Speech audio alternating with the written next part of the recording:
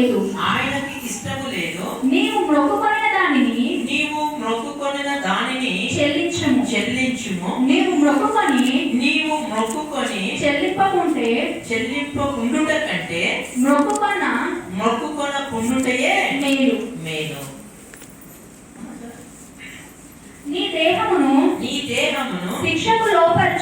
శిక్షకు లోపరచునంత పని నీ నోటి వలన జరగనీయకుము. అది పొరపాటు చేత జరిగనని దూత ఎదుట చెప్పకుము. ఇక్కడ కొన్ని మాటలు దేవుడు జ్ఞాపకం చేస్తా ఉన్నాడు. నీవు మొక్కుకున్న దానిని చెల్లించుము. ఆ తర్వాత 5వ వచనం, నీవు మొక్కుకున్న దానిని చెల్లించుము. నీవు మొక్కుకొని చెల్లింపకుండుట కంటే నువ్వు మొక్కుకొనకుండుట మేలు అన్నాడు దేవుడు. అయితే ఈ మాటను నేను ఎందుకు జ్ఞాపకం చేస్తా ఉన్నాను అంటే, చాలా మందిని చాలా సందర్భాలలో చాలా పరిస్థితులు వేరైనప్పుడు, ఆలోచనలు వేరైనప్పుడు, శ్రమల పాలైనప్పుడు, రోగములతో ఉన్నప్పుడు, లేక కుటుంబ సమస్యలలో ఉన్నప్పుడు మనకి ఎవరు గుర్తొస్తారు? దేవుడు గుర్తొస్తాడు. నిజంగా మనకు దేవుడు గుర్తొస్తాడు. దేవుడు గుర్తొచ్చినప్పుడు మనకి ఏమొస్తుంది నోట్లో నుండి కదా? అందుకంటున్నాడు, మనము మొక్కుకున్న దానిని చెల్లించాలి. మొక్కుకొని చెల్లించకుండా ఉండుట కంటే మొక్కుకొనకుండుటయే మేలు అన్నాడు. ఆ తర్వాత 6వ వచనం ఏమన్నాడు? నీ దేహమును శిక్షకు లోపరిచినంత పని, నీ దేహమునకు శిక్ష లోపరిచినంత పని నీ నోటి ద్వారా జరగని. ఇప్పుడు ఒక మనుషుడు పాడైపోవడానికి, ఒక మనుషుడు నీతిమంతుడు అనిపించుకోవడానికి, ఒక మనుషుడు పరిశుద్ధుడు అనిపించుకోవడానికి, ఒక మనుషుడు అనీతిమంతుడు అనిపించుకోవడానికి గల కారణం ఏంటిదో తెలుసా? మన నోరే. నువ్వు మంచిదానం అనిపించుకోవాలన్నా నీ నోట్లోనే ఉంది, నీ నోటి ద్వారానే. నువ్వు చెడ్డదానం అనిపించుకున్న దానికంటే నీ నోటి ద్వారానే. కాబట్టి మనం మొక్కుకుంటున్నాం దేని ద్వారా? నోటి ద్వారానే. ఏమంటున్నాడు? నువ్వు మొక్కుబడులు చెల్లించకపోవట కంటే నువ్వు మొక్కుకొనకుండుటయే మేలు అన్నాడు. నీ దేహము శిక్షకు లోపరిచినంత పని నీ నోటి ద్వారా జరగనీయక అన్నాడు. మనం చాలా ఈ మాటను గమనించాలి, అర్థం చేసుకోవాలి. చాలా మందిని దేవుని యొక్క శిక్షకు, దేవుని యొక్క ఉగ్రతకు మనం పాలవుతున్నాం. కారణం ఏంటంటే, చిన్న చిన్న విషయాలలో దేవుణ్ణి మనము స్మరణ చేసుకుంటున్నప్పుడు, దేవుణ్ణి ఆరాధిస్తున్నప్పుడు చాలా సందర్భాలలో మనం అనుకుంటాం, మన మనసుతో మనము ప్రార్థన ద్వారా దేవునికి చెప్పుకుంటాం, కానీ మర్చిపోతాం మనం. అందుకంటున్నాడు దేవుడు, నువ్వు మొక్కుకున్న దానిని చెల్లించాలి. ఒక మనుషుడు ఉన్నాడు, చాలా మందిని కీర్తన గ్రంథం 15వ అధ్యాయం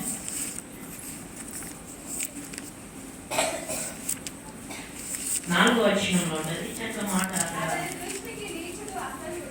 15వ అధ్యాయం 8వ వచనం.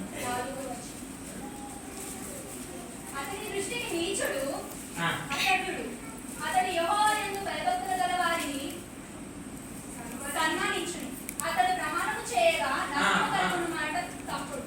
ఏమంట?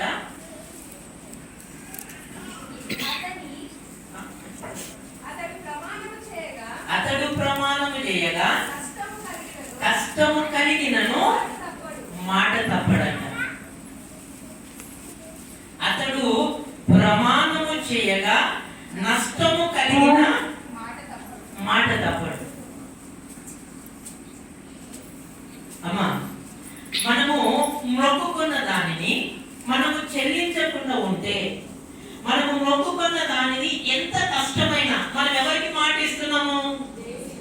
దేవునికి మాట ఇస్తున్నాం. దేవునికి మాట ఇచ్చినప్పుడంట మనకి ఎంత నష్టం కలిగినా, మనకి ఎంత కష్టం వచ్చినా, మనము దేవునికి ఏదైతే చెల్లిద్దాం మొక్కుబడులు చెల్లించాలని అనుకున్నామో దాన్ని మనం ఏం చేయాలంట?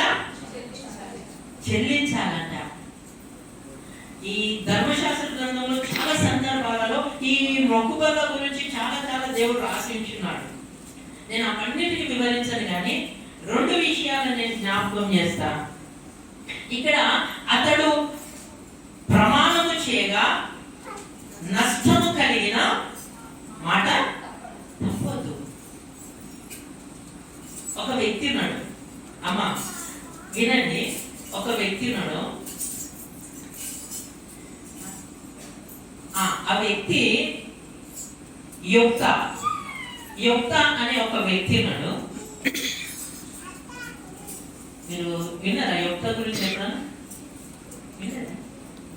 దేవుని స్తోత్రం. అయితే వినండి, యుక్త అనే ఒక వ్యక్తి ఉన్నాడు. ఇది ఎక్కడ న్యాయాధిపతుల గ్రంథంలో ఆయన గురించి రాయబడి ఉన్నది, మీకు తెలియజేస్తాను. నేను యుక్త అనే ఒక వ్యక్తి గురించి న్యాయాధిపతుల గ్రంథము 11వ అధ్యాయం ఆయన గురించి వివరణ ఉంటుంది. అయితే నేను కొన్ని మాటలు ఆయన గురించి మీకు తెలియజేస్తా. యుక్త ఎవరు అనంటే ఒక దేవుని ఎరగని తల్లి గర్భంలో పుట్టినవాడు. తన తల్లి లోకానుసరంగా వేషగా తిరుగుతున్నటువంటి ఒక స్త్రీ గర్భంలో పుట్టినవాడు యుక్త. అయితే యుక్త చాలా బలము కలిగిన వాడు, చాలా జ్ఞానము కలిగిన వాడు. ఆ జ్ఞానము చేత బలము చేత తాను బ్రతుకుతున్నప్పుడు ఆ ధర్మశాస్త్ర గ్రంథములో రాయబడినటువంటి లేఖనము ఈయన ద్వారా ప్రజలందరూ వచ్చి మేము శత్రువుల ఎదుట ఓడిపోతున్నాం. అమ్మ వినండి, శత్రువుల ఎదుట ఓడిపోతున్నాం కాబట్టి నువ్వు బలము కలిగిన వాడవు, శూరుడవు, జ్ఞానవంతుడవు, కాబట్టి నువ్వు యుద్ధానికి వెళ్ళాలని అక్కడ ఉన్నటువంటి ప్రజలు యుక్తతో అన్నప్పుడు యుక్త యుద్ధానికి వెళ్తాడు. యుద్ధానికి వెళ్ళినప్పుడు 30వ వచనం 11వ అధ్యాయం 30 నుండి మనము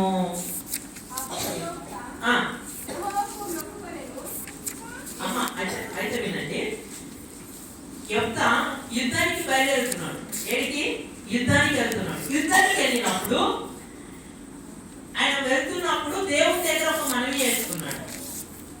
అమ్మ దేవుని దగ్గర ఒక మొక్కుబడి వెళ్ళి అనుకుంటున్నాడు. ఏమని అని అంటే అక్కడ చదవండి ఇప్పుడు.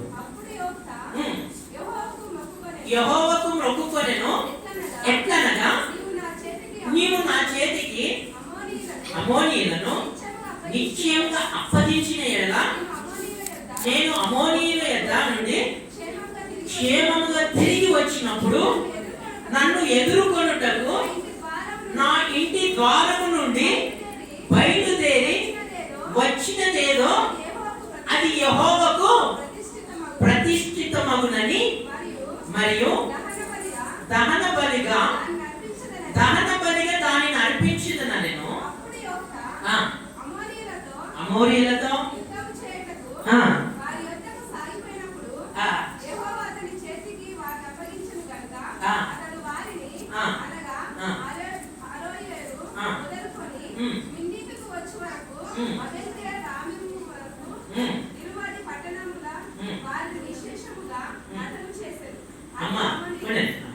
ఇక్కడ యుక్త అనే వ్యక్తి యుద్ధంకు వెళ్ళినప్పుడు దేవుని దగ్గర మొక్కుకుంటున్నాడు. ఏమని?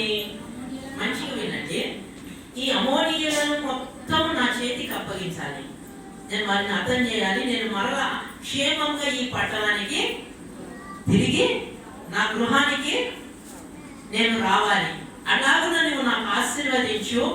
అయితే నేను క్షేమముగా నా గృహానికి తిరిగి వచ్చినప్పుడు నన్ను ఎదుర్కొనుటకు నా గృహం నుండి ఏదైతే మొదట నన్ను ఎదుర్కోవడానికి నాకు ఎదురుగా వస్తుందో అది ఏం చేస్తానన్నాడు, నేను దానిని నీకు అర్పించి దహన బలిగా చేస్తాను అన్నాడు. మొక్కుకున్నాడా లేదా? మంచిగా వినండి. ఏం మొక్కుకున్నాడు? నేను క్షేమంగా వచ్చి నా గుమ్మము నుండి నేను నా ఇంటికి వెళ్తున్నప్పుడు నా గుమ్మంలో నుండి మొదట ఏదైతే నన్ను ఎదుర్కోవడానికో నన్ను చూడడానికో నాకు అడ్డంగా వస్తాయి కదా, అలా ఏదైతే వస్తుందో అది ఏం చేస్తున్నాడు? దేవునికి బలిగా అర్పిస్తున్నాడు. అయితే చక్కటి వాగ్దానము యెఫ్తా చేసిండు. అమ్మ, చక్కటి వాగ్దానం యెఫ్తా చేసినప్పుడు దేవుడు విన్నాడా లేదా? విన్నాడు. వీడేం చేసిండు? ఆయన చేతిలో శత్రువులనంతా కూడా హతమార్చేటంత శక్తిని బలమునిచ్చిండు. క్షేమంగా తన మరలా ఇంటికి వచ్చేటట్టుగా దేవుడు చేశాడు. అయితే అమ్మ, ఇప్పుడు మీకు చెప్పబోతున్నటువంటి మాట, క్షేమముగా ఆయన ద్వారం ఆయన గుమ్మం ఎదుటకు వచ్చినప్పుడు ఏమని మొక్కుకున్నాడు? ఏదైతే ఎదురు వస్తుందో అది నేను అన్నాడు. అన్నప్పుడు యెఫ్తా తన గృహమునందు ఆ గేటు ముందుకు వస్తున్నప్పుడు ఎవరు వచ్చిందో తెలుసా? తన ఒక్కగానొక్కతే ఉన్నటువంటి కుమార్తె. ఇక కుమారులు లేరు, కుమార్తె లేరు, ఒకటే కూతురు. యెఫ్తాకు ఒకటే కూతురు. ఆమె ఏం చేస్తున్నది అని అంటే, తన తండ్రి దేవునికి మాట ఇచ్చిన సంగతి తెలియదు. ఆమె తన తండ్రిని ఎదుర్కొనేటప్పుడు నాట్యం ఆడుకుంటూ పరిగెత్తుకుంటూ వస్తుందట.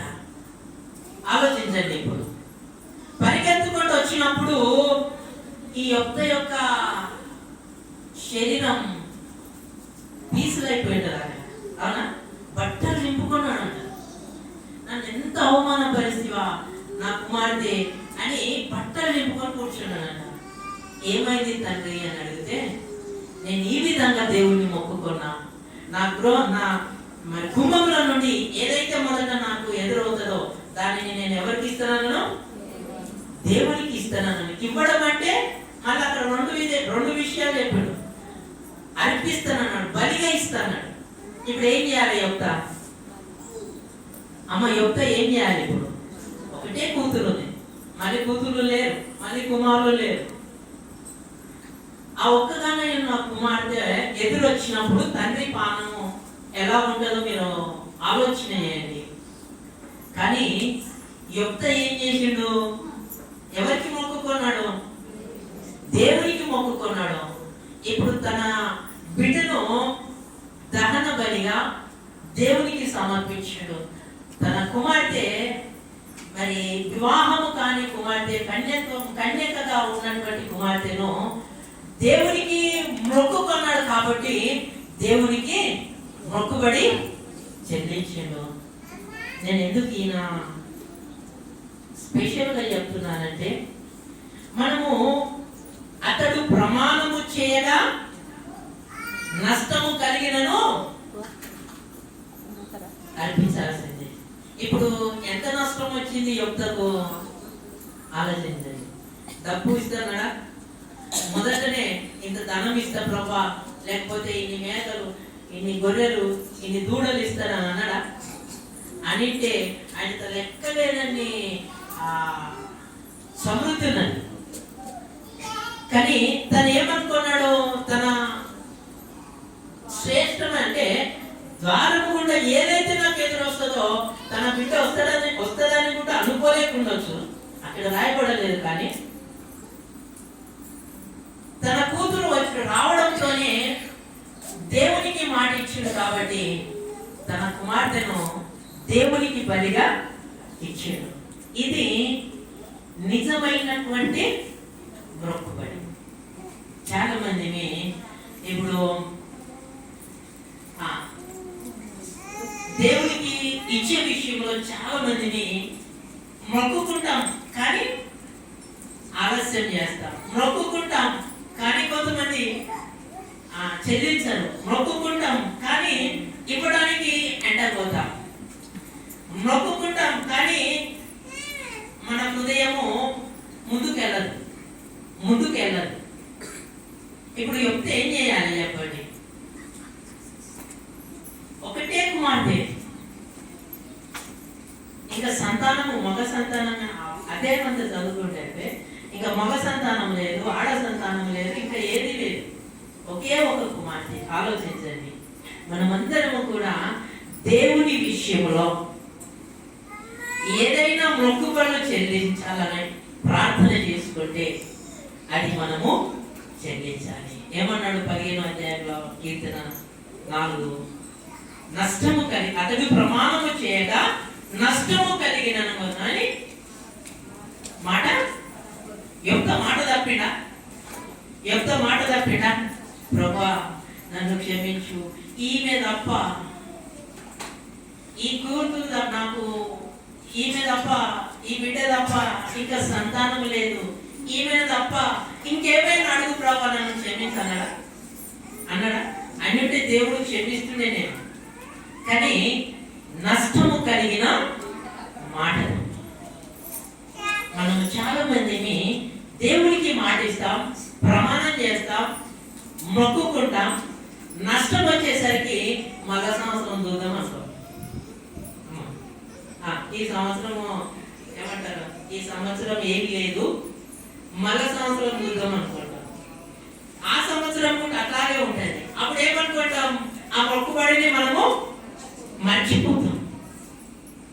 కానీ మర్చిపోవడం వలన మన దేహంలో శిక్ష, మర్చిపోవడం వలన మన కుటుంబం నష్టపోతుంది. ఎందుకంటే మనం ఎవరికి మాటిస్తున్నాము? దేవుడికి మాటిస్తున్నాము. దేని విషయంలో మాటిస్తున్నాము? మనకు మంచిగా కావాలని మాటిస్తున్నాం. అవునా? మనకు మంచిగా ఉండాలని మాటిస్తున్నాం, మనకు మంచిగా కావాలని దేవునికి మొక్కుకుంటున్నాం. ప్రభు నా కుటుంబాన్ని కాపాడని మొక్కుకుంటున్నాం, లేక అనారోగ్యంతో ఉంటే మొక్కుకుంటున్నాం, ఇంకేదైనా వగేరా వగేరా ఏ సమస్యతోనైనా ఉన్నా దానిని మనం మొక్కుకుంటున్నాం. దేవుడు దానిని మనకు అనుగ్రహించినప్పుడు మర్చిపోతున్నాం, వాయిదాలు వేస్తున్నాం. ఇది మరి దేవుని చిత్తము కాదని నేను జ్ఞాపకం చేస్తా ఉన్నాను. చాలా మందిని మర్చిపోకూడదు, వాయిదాలు వేయకూడదు, తడువు చేయకూడదంట. అసలు తడువు చేయొద్దంట. ద్వితీయోపదేశకాండము 23వ అధ్యాయంలో, ద్వితీయోపదేశకాండం 23వ అధ్యాయంలో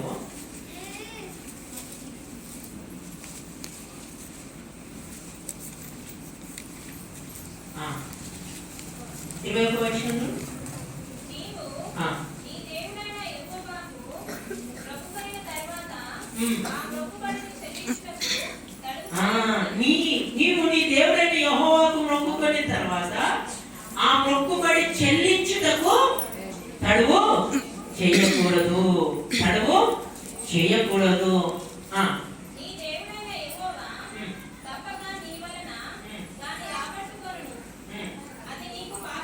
ఏమవుతుందంట? మనము తడువు చేస్తే ఏమవుతుందంట? పాపం అవుతుందంట. దేవుడు ఏదో రకంగా దానిని తీసుకుంటాడు, కానీ అది మనకేమవుతుందంట? పాపం అవుతుందంట. అందుకంటాడు యుక్త ఆలస్యం చేయలేడు, అదిరిపోలేడు. అయ్యో ప్రభా ఈమె తప్ప నాకు సంతానం లేదనలేడు. ఎందుకంటే అది పాపం అవుతుంది, అది మనకు శాపం అవుతుంది. కాబట్టి మనము మొక్కుకున్న దానిని చెల్లించుటలో తడువు చేయకూడదు, వాయిదాలు వేయకూడదు. మళ్ళా సంవత్సరం అన్నటువంటి ఆ వాయిదాలు మనకు ఉండకూడదు. ఎందుకంటే ఒకవేళ కనుక మనము దేవుని సముఖమునందు మనము మొక్కుకుంటే, మొక్కుబడులు ప్రతి ఒక్కరు చేసి, ప్రతి ఒక్క కుటుంబం, ప్రతి ఒక్క విశ్వాసి ఏదో విషయంలో ఏదో రకంగా దేవునికి మనము మొక్కుకుంటాం, ఏదో రకంగా దేవుని మనం మొక్కుకుంటాం. కాబట్టి ప్రభు నందు ప్రియ సంగమా, మొక్కుబడులు చెల్లించటంలో మనము తడువు చేయకూడదు. అలాగే ఒక స్త్రీ ఉంది చూడండి, ఒక అన్నాయ స్త్రీ, తనకేం లేదు, సంతానం లేదు. మీ అందరికీ తెలిసిన స్టోరీ. ఎవరి దగ్గరికి వెళ్ళి మొక్కుకున్నది? దేవుని మందిరంలోనికి వెళ్ళి ఏలి అనే ఆయన యాజకుడు, ఆమె వెళ్ళి ప్రార్థన చేసింది మందిరంలో, యాజకుడు. అయితే ఏం చేసింది? ప్రార్థన చేసింది. ఏమని చేస్తుంది? ప్రభువా నన్ను సంతానం లేని దానను, నాకు ఒక మగ పిల్లాన్ని నాకు అనుగ్రహించు అన్నది. నాకు ఒక మగ సంతానాన్ని ఇవ్వు అన్నప్పుడు దేవుడు ఆ మందిరంలో చేసిన ప్రార్థన దేవుడు విన్నాడు. ఏమడిగింది? సంతానం అన్నదా, మగ సంతానం అన్నదా? క్లారిటీగా అడిగింది. ఏది అడిగిందో దేవుడు అదే ఇచ్చిండు. మగ సంతానం అడిగితే దేవుడు మగ సంతానాన్ని ఇచ్చిండు. కానీ అన్న ప్రార్థన చేసేటప్పుడు మొక్కుకున్నది ఏమని? ప్రభువా, మగ సంతానం కనుక నాకు ఇస్తే ఏం చేస్తానది? వాని నెత్తి మీదకి, శౌరం మీదకి కత్తి రాకముందే నేనేం చేస్తా? నీకు వాణిని నీ సన్నిధానంలో ప్రతిష్ఠిస్తా, అర్పిస్తా. ఇచ్చినటువంటి కుమారుని ఎక్కడిస్తానని ఈమె ఏం మొక్కుకోవాలి? నాకు ఒక మగ సంతానము ఇవ్వండి ప్రభా, నాకు ఆస్తి అంతా తెచ్చి నీ మందిరాల్లో దారపోస్తా మరి. అవునా కాదా? అందుకే పొరపాటున నోరు జాగ్రత్త. అన్నకు చాలా ఆస్తి ఉన్నది. ఎల్కానా తన భర్త, 2 భార్యలు, చాలా ఆస్తి ఉన్నది. ఏటేటా వచ్చి దేవుని యందు భయభక్తి గలవారే ఏటేటా వచ్చి యెరూషలేము పట్టణంలో పెద్ద విందు చేస్తారు వాళ్ళు, అంత ధనవంతులు. కానీ ఏం కోరుకున్నది? ఏం మొక్కుకున్నది? మగ సంతానాన్ని ఇస్తే వానికి శౌరం మీద కత్తి రాకముందే మరలా వాడిని నేను ప్రతిష్ఠిస్తా, సమర్పిస్తానని. ఇప్పుడు ఏం చేయాలి? దేవుడు విన్నాడు, మగ సంతానాన్ని ఇచ్చిండు. ఇచ్చిన తర్వాత అన్న ఏం చేయాలి? ప్రభువా, లేక కాని సమయాన, సంతానం లేని సమయాన ఎన్నో నిందలు, ఎన్నో అవమానాలు పడ్డాడు కదా. ఇప్పుడు కుమారుని ఇచ్చినావు, మళ్ళా ఇస్తానన్న నన్ను క్షమించు, నా ఆస్తి తీసుకోపో అన్నదా? అందుకన్నా మన నోరు పలికినటువంటి మాట మన శరీరానికి, మన దేహానికి శిక్ష కారణము కాకుండానట్లు మనము మొక్కుకొనాలి. మనము మొక్కుకున్నది ఖచ్చితంగా చెల్లించాలి, తడువు చేయదు, లేకపోతే అది మనకు పాపం. అన్న మొక్కుకున్నది కుమారుణ్ణి 2 years 2 సంవత్సరాల తర్వాత ఏం చేసింది? ప్రతిష్ఠించింది, ఇచ్చేసింది దేవునికి. ఆ ప్రతిష్ఠించిన కుమారుడే సమూయేలు. ఎంతగా ఆశీర్వదింపబడ్డాడు సమూయేలు. మామూలు వ్యక్తిగా ఉన్నాడా? ఒక ఇశ్రాయేలు ప్రజలలో అందరిలాగా ఉన్నాడా? దేవుడు ఏం చేసిండు? తనను ఉన్నతమైన స్థానం ఇచ్చిండు. ఒక ప్రవక్తగా దేవుడు నియమించుకున్నాడు, వాడుకున్నాడు. మన నిత్య జీవితంలో కూడా మొక్కుకున్నది ఆశీర్వాద దేవుడు, మనము మొక్కుకున్నది దేవునికి ఇస్తే అది ఆశీర్వాదకరంగా మారిపోతుంది. ఆ ఆశీర్వాదాన్ని నువ్వు తట్టుకోలేవు అమ్మా, ఆశీర్వాదాన్ని మనము తట్టుకోలేము. కాబట్టి మనమందరము కూడా మరి మొక్కుకున్న దానిని చెల్లించుటకు మనము ఎనీ టైం, ఎప్పుడైనా సిద్ధపాటు కలిగి ఉండాలి. వాయిదాలు వేయకూడదు, తడువు చేయకూడదు. ఏదైతే ఇస్తానని మొక్కుకుంటామో అది దేవునికి మనం అర్పిస్తే నిజంగా దేవుడు మనలను, అన్న తన కుమారుని ఇచ్చిన తర్వాత మళ్ళా సంతానం కాలేదా అమ్మా? అయిందా? కాలేదా? మళ్ళీ బిడ్డలు పుట్టిరా లేదా? అమ్మ ఇక్కడ చూడండి, వాక్యం వినండి.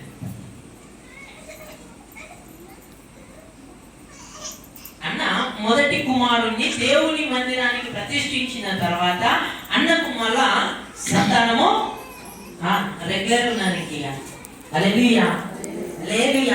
ఆ ఆశీర్వాదాలను మనం పొందుకోవాలి. ఎందుకు అని అంటే మనము మొక్కుకున్న దానిని చెల్లించుటలో మనము తడువు చేయకూడదు. మనం ఏదైతే మొక్కుకుంటామో చాలా మందిని ఈ మొక్కుబడుల విషయంలో చాలా నిర్లక్ష్యం, అందుకే మనము చాలా ఆలస్యం చేస్తాం, చాలా నిర్లక్ష్యం చేస్తాం, వాయిదాలు వేస్తాం. ఈ సంవత్సరము దేవునికి మొక్కుకున్నాం కానీ మా కుటుంబంలో ఏమీ సమృద్ధి లేదు, పంటలు లేవు, వచ్చే సంవత్సరం చూద్దాంలే అనుకుంటాం. ఆ వచ్చే సంవత్సరం ఉంటే అదే సీన్ ఉంటుంది. అవునా?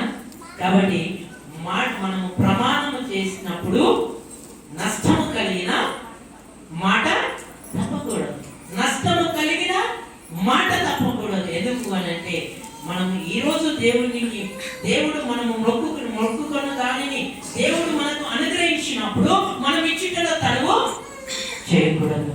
మనం ఇచ్చుటలో తడవు ఆలస్యము చేయకూడదు. కాబట్టి ఈ యొక్క జీవితంలో చాలా చాలా చాలా ఒక చరిత్ర ఉన్నది. ఆ స్త్రీ, ఆ కుమార్తె గురించి చాలా మరి యొక్క చేసినటువంటి మొక్కుబడి చాలా విలువైందండి. మీకు ఎలా అర్థమైందో నాకు తెలియదు, కానీ యొక్క చేసినటువంటి మొక్కుకున్నటువంటి మొక్కుబడి కానీ ఆయన అర్పించినటువంటి అర్పణ కానీ చాలా విలువైంది, చాలా విలువైంది. అది చరిత్రలో నిలిచేటటువంటి ప్రమాణము. మొక్కుబడి యొక్క చేసిండు. నిజంగా మన నిత్య జీవితంలో కూడా చాలా మందిని ఏదైనా విలువైంది మొక్కుకున్నాం అనుకోండి, దాన్ని దాచిపెట్టుకోండి, పక్కన పెట్టుకోండి.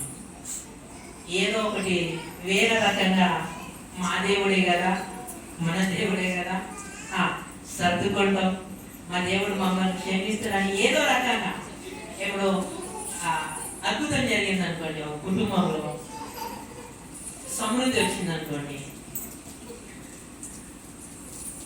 ₹1,00,000 మీకు దేవుడు కృప వలన అనుగ్రహింపబడ్డది అనుకోండి, ఏం చేస్తాం? లేదా రాని డబ్బు అసలు వస్తలేదు, ఎవరైనా ఇవ్వాలి, ఇస్తలేరు, సతాస్తున్నారు, గొడవలు అవుతున్నాయి అని అనుకున్నాం అనుకోండి. అనుకున్న తర్వాత ఏం చేస్తాం మనం? ప్రభా, ఇది చాలా కిరికిరిలో ఉంది, గొడవలో ఉన్నది, దాన్ని సమాధానపరిచి నాకు వచ్చేటప్పుడు నాకు ఇస్తే అందులో దశభాగం మీకు ఇస్తాం అంటమా అనుకుంటామా అనుకోము. ఏదో దేవుని దయ మన మీద ఉండి మనం అనుకున్నది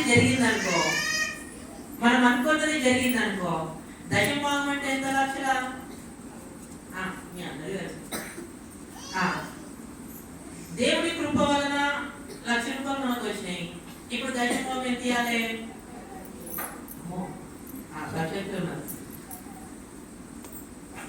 అది వేది ఇవ్వాలి.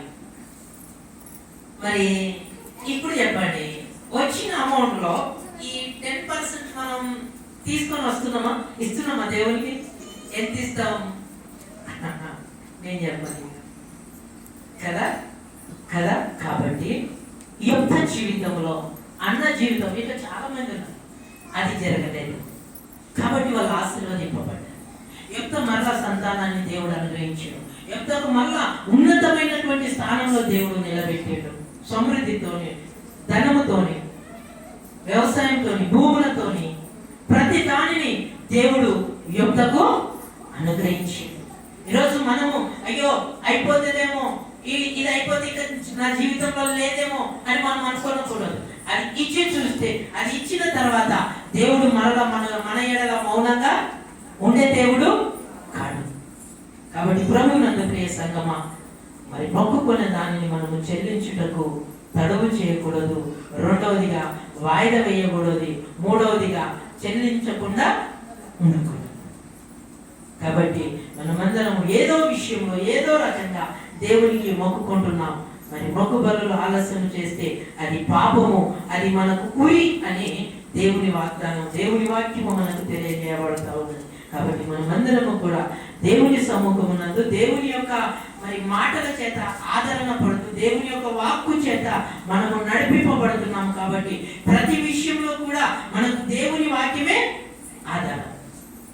ప్రతి మన కుటుంబ సమస్యలున్న దేవుని వాక్యమే మనకు ఆధారం. మనము ప్రయాణం ఉన్న దేవుని వాక్యమే మనకు ఆధారం. నువ్వు ఏ పని చేస్తున్నా ఆ పనిలో కూడా నీకు దేవుని వాక్యమే ఆధారం. కాబట్టి ఆయన మీద మనం ఆధారపడి ఉంటున్నాం. కాబట్టి ఆయన మాటల మీద మనం ఆధారపడి ఉంటున్నాం. కాబట్టి ఆయన మాటల యందు మనము నిర్లక్ష్యం చేయకుండా ఉండకూడదు. కాబట్టి ప్రభునందు ప్రియ సంగమా, ఈ మాటల ద్వారా మరి దేవుడు మీ ఆత్మీయ జీవితంలో మరి నెరవేర్చినట్లుగా దేవుని కృప మీకు తోడై ఉండును గాక. కొన్ని మాటలను నేను ముగిస్తా ఉన్నాను. కొన్ని మాటలు దేవుడు దీవించి ఆశీర్వదించును గాక. చిన్న ప్రార్థన చేసుకుందాం. అందరం ఉన్న పాటలు ఆలోచన చూసుకుని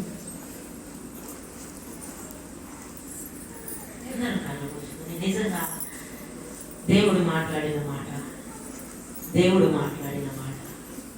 మన నిత్య జీవితంలో జరగాలి.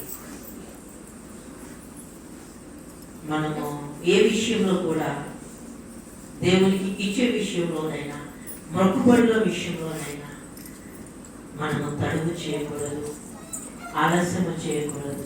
అది మనకు పాపం, అది మనకు ఉరి అవుతుంది. సామెతల గ్రంథం 20:25 అంటాడు, అది మనకు ఉరి అవుతుందని.